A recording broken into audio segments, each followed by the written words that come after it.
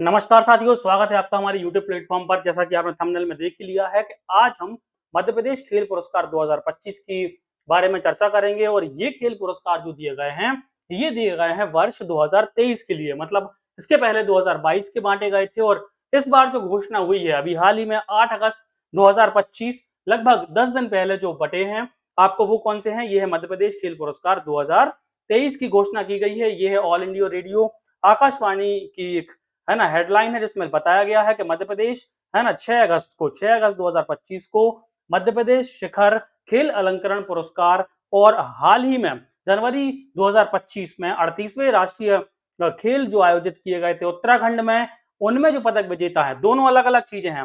मध्य प्रदेश सरकार के द्वारा जो शिखर खेल अलंकरण अवार्ड है वो भी प्रोवाइड किए गए और 38वें नेशनल राष्ट्रीय खेल जो हुए थे उन्होंने उसके जो पदक विजेता थे उनको भी सम्मानित किया गया इसी कार्यक्रम में। तो हम चर्चा करेंगे किसकी? हम चर्चा करने वाले हैं अभी केवल राज्य स्तरीय जो शिखर खेल अलंकरण अवार्ड होते हैं, जिसमें मुख्यतः 4 अवार्ड को लिया जाता है। सबसे पहला विक्रम अवार्ड, जो इस बार 12 खिलाड़ियों को दिया जाना था, लेकिन 11 खिलाड़ियों को दिए गए हैं। एक खिलाड़ी भावना डहरिया जो कि पर्वतारोही हैं, छिंदवाड़ा जिले से बिलोंग करती हैं, उनको कोर्ट केस की वजह से नहीं दिया गया है। बाकी 11 खिलाड़ियों को ये पुरस्कार दिया गया। उसके बाद 11 खिलाड़ियों को एकलव्य पुरस्कार से सम्मानित किया गया है, वहीं 3 खिलाड़ियों को विश्वामित्र पुरस्कार से भी सम्मानित किया गया। और इसके अलावा एक और जो सम्मान है वो है लाइफ टाइम अचीवमेंट अवार्ड, जो कैप्टन रूप सिंह के नाम पर दिया जाता है।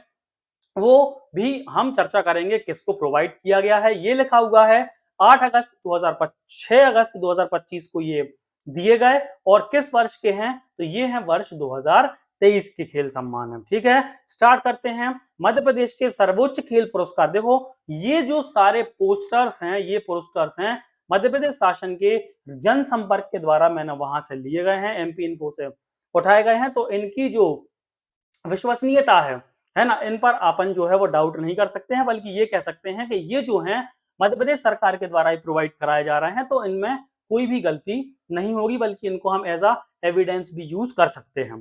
ठीक है, तो विक्रम पुरस्कार, जिसमें कहीं कहीं बहुत सारी बुक्स में इसकी प्रारंभिक डेट 1972 बताई जाती है, मध्य प्रदेश जनसंपर्क के द्वारा इसका प्रारंभ 1990 बताया गया है। तो अभी भी बच्चा आपको 1990 ही याद रखना है। इसमें 2 लाख रुपए की राशि पुरस्कृत की जाती है ब्लेजर और प्रतीक चिन्ह के साथ। सबसे खास बात यह है कि इन चारों अवार्डों में सर्वोच्च खेल पुरस्कार है। तो ये भी क्वेश्चन कई बार पूछा गया है प्रीलिम्स में। अच्छा, ये पुरस्कार जो है, चाहे वो आप एमबीपीएससी का प्री दे रहे हो, एमबीपीजीसीएल का भी एग्जाम होने वाला है वो दे रहे हो, या एमपी ईएसबी के द्वारा जो भी एग्जाम होने वाला है, उसमें कहीं ना कहीं इनकी जो है प्राथमिकता रहती है, क्योंकि स्पोर्ट्स करंट अफेयर्स को प्राथमिकता दी जाती है। एक वर्ष में केवल 12 खिलाड़ियों को दिया जा सकता है। 12 ही खिलाड़ियों को चयनित किया गया था, नॉमिनेट किया गया था, लेकिन एक खिलाड़ी भावना डहरिया जो पर्वतारोही हैं, जिनके बारे में हम अभी बता चुके हैं आपको, है ना, चूंकि कोर्ट केस हो गया था इसीलिए उनको जो है अभी नहीं दिया गया है। ये पूरे 11 खिलाड़ियों की लिस्ट है। ये पूरी की पूरी पीडीएफ आपको हमारे टेलीग्राम चैनल पर मिल जाएगी, वहां से आप जाकर डाउनलोड कर लीजिए। उसकी लिंक आपको डिस्क्रिप्शन में देके रखी है। सबसे इंपॉर्टेंट, यदि सर आप कहें कि इन 11 में से भी सर बहुत इंपॉर्टेंट बता दीजिए, तो सबसे महत्वपूर्ण तो ऐश्वर्या प्रताप सिंह तोमर ही हैं। ये खिलाड़ी, ये जो लड़का है, ये हमेशा वर्ष भर चर्चा में रहता है। आप कभी भी एमपी इन्फो उठा के देखेंगे, कहीं ना कहीं किसी ना किसी रूप से ये बहुत ही बेहतरीन एक्टिविटी और किसी ना किसी रूप से मध्य प्रदेश का नाम हमेशा रोशन करता है।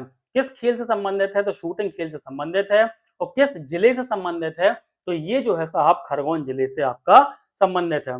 इसके अलावा यदि हम बात करते हैं तो रुबीना फ्रांसिस, ये भी जो है खिलाड़ी लगातार चर्चा में रहती है, शूटिंग से ही है और मध्य प्रदेश के जबलपुर प्रांत, जबलपुर जिले से संबंधित है। ये 2 आपको याद रखने ही रखने हैं। इसके अलावा यदि हम बात करते हैं तो आपका रागिनी मार्को माक्रो जो है, इनका नाम आप याद रख सकते हैं। यामिनी मौर्य का आप नाम याद रख सकते हैं, जिनका संबंध जूडो से है और मध्य प्रदेश के सागर जिले की रहने वाली हैं। आगे बात करते हैं तो दूसरा जो सम्मान है, जो बेहतरीन इंपॉर्टेंट सम्मान है, वो है आपका मध्य प्रदेश एकलव्य पुरस्कार।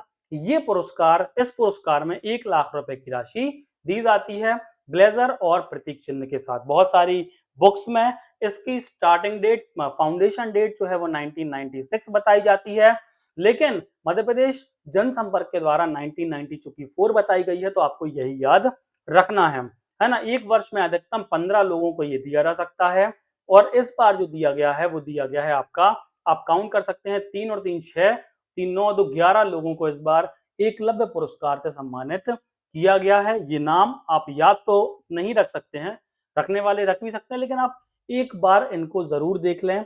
ऋतुराज बुंदेला, भूमि बघेल, एक बार आप इनको पढ़ लेंगे तो आपको एट अ टाइम जो है वो चीजें क्लियर हो जाएंगी। यदि एग्जाम में पूछा भी जाता है तो आप उसको, है ना, एक बार एलिमिनेट कर पाएंगे। इनमें यदि हम बात करते हैं तो सबसे महत्वपूर्ण खिलाड़ी जो है वो है आपकी ऋतुराज बुंदेला, जो शूटिंग से संबंधित है, मध्य प्रदेश के टीकमगढ़ जिले से रिलेट करते हैं, बहुत महत्वपूर्ण है ऋतुराज बुंदेला। इसके अलावा यदि हम बात करते हैं तो प्रियांशी प्रजापत उज्जैन जिले की रहने वाली है, कुश्ती से संबंधित हैं, इन्होंने भी हाल ही में मध्य प्रदेश का नाम रोशन किया था।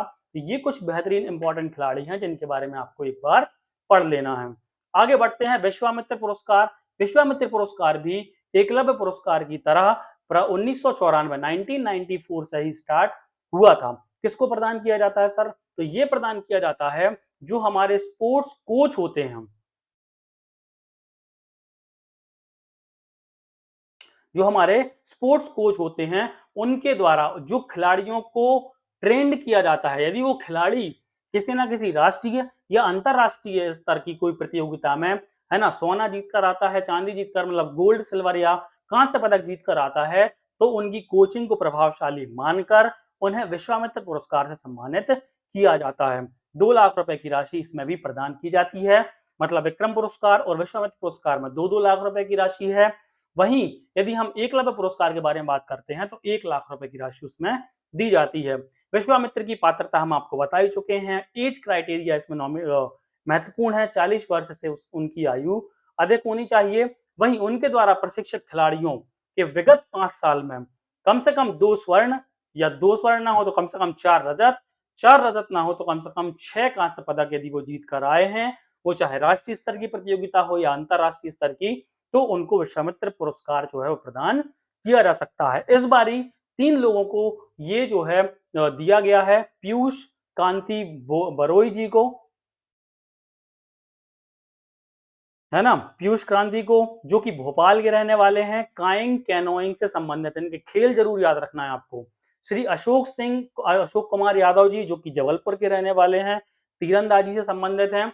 वहीं श्री लोकेंद्र शर्मा जी, जो कि भोपाल के ही रहने वाले हैं और काय से संबंधित हैं, आपके हॉकी से संबंधित हैं। ये आपको याद रखना है, ठीक है। इनके खेल याद रखने हैं, इनके जिले याद रखने हैं, और नाम तो आपको याद रखना ही रखना है, महत्वपूर्ण है।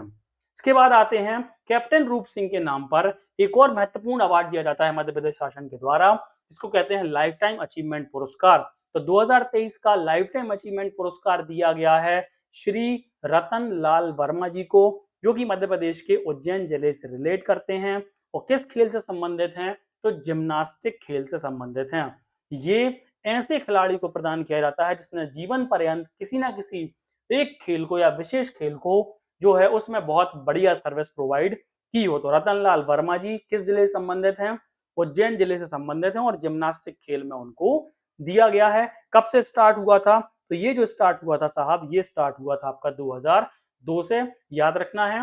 विक्रम पुरस्कार 1990, फिर एकलव्य पुरस्कार और विश्वामित्र पुरस्कार 1994, और कैप्टन रूप Singh life time achievement award 2002 से ये देना शुरू हुआ था। ये बहुत महत्वपूर्ण है, 2 लाख रुपए की राशि इसमें भी प्रोवाइड की जाती है। इसके बाद एक और जो महत्वपूर्ण सम्मान है, मध्य प्रदेश का जो राजकीय खेल है, मध्य प्रदेश का जो राजकीय खेल है जिसको हम कहते हैं मलखंभ, इसको बढ़ावा देने के लिए, प्रभाष जोशी सम्मान दिया जाता है, प्रभाष जोशी अवार्ड दिया जाता है, जिसको स्टार्ट किया गया था 2013 से। मलखंभ को बढ़ावा देने के लिए केवल मलखंभ के खिलाड़ियों को ही ये दिया जाता है। किसको दिया जाता है? केवल मलखंभ के खिलाड़ियों को ही ये दिया जाता है। सम्मान में 2 लाख रुपए की राशि दी जाती है। पहला पुरस्कार जो दिया गया था वो अजय बख्तारिया जी को दिया गया था। लास्ट यदि हम बात करते हैं तो 2018 में चंद्रशेखर जी को दिया गया था, और अभी विगत 2022-23 से ये किसी को भी नहीं दिया गया है। तो ये थोड़ा सा अपन को याद रखना है। पूछा जा सकता है कि बताओ प्रभाष जोशी सम्मान किस खेल की विधा में दिया जाता है, तो मध्य प्रदेश का जो राजकीय खेल है ना, मलखम्ब, उसको उसमें बेहतरीन योगदान देने के लिए ये दिया जाता है।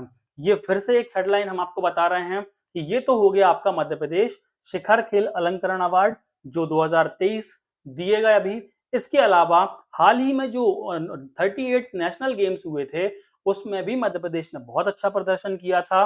Madhya Pradesh all over India चौथा स्थान हासिल किया था। तो उसमें जिस खिलाड़ियों ने बहुत बेहतरीन प्रदर्शन किया, सिल्वर, गोल्ड और कांस्य लेकर आए, उनको भी सम्मानित किया गया था। तो आपको थोड़ा सा ये याद रख लेना है कि 38 जो नेशनल स्पोर्ट्स हुए थे, जो नेशनल खेल हुए थे, राष्ट्रीय खेल हुए थे, ये कहाँ पर आयोजित किए गए थे? उत्तराखंड में इनका आयोजन किया गया था। कब से कब तक आयोजित किए गए थे? तो 28 जनवरी से 14 फरवरी 2025 तक इनका आयोजन किया गया। इनका उद्घाटन स्वयं प्रधानमंत्री मोदी जी के द्वारा देहरादून में किया गया, इसीलिए ये महत्वपूर्ण है। इसके अलावा जो शुभंकर होता है, आपको पता है हर खेल का जब भी कोई खेल स्टार्ट होते हैं, चाहे वो खेलो इंडिया यूथ गेम्स हो, खेलो इंडिया बीच गेम्स हो या फिर राष्ट्रीय खेल हो, नेशनल गेम्स हो, तो उसका एक शुभंकर होता है। तो उत्तराखंड का एक महत्वपूर्ण पक्षी मौली को इसका शुभंकर चुना गया था और टैगलाइन लगाई गई थी संकल्प से शिखर तक।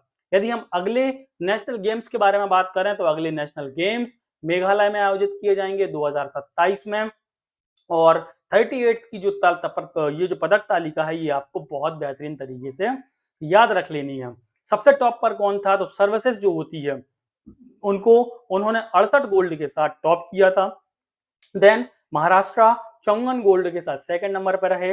हरियाणा ने 48 गोल्ड जीते और थर्ड पोजीशन हासिल करी। और वहीं चौथे नंबर पर हमारा मध्य प्रदेश रहा, 34 गोल्ड, 26 सिल्वर और 22 जो है वो कांस्य पदक जीते। टोटल चूंकि 82 पदक जीते हैं, तो हमारे मध्य प्रदेश ने चौथा स्थान हासिल किया, जो कि एक बहुत ही अच्छा स्थान माना जाएगा। Thank you so much. यदि आपको ये हमारा वीडियो अच्छा लगे तो चैनल को सब्सक्राइब जरूर करें और अपने दोस्तों के साथ शेयर करें। Thank you so much. मिलते हैं नेक्स्ट वीडियो में।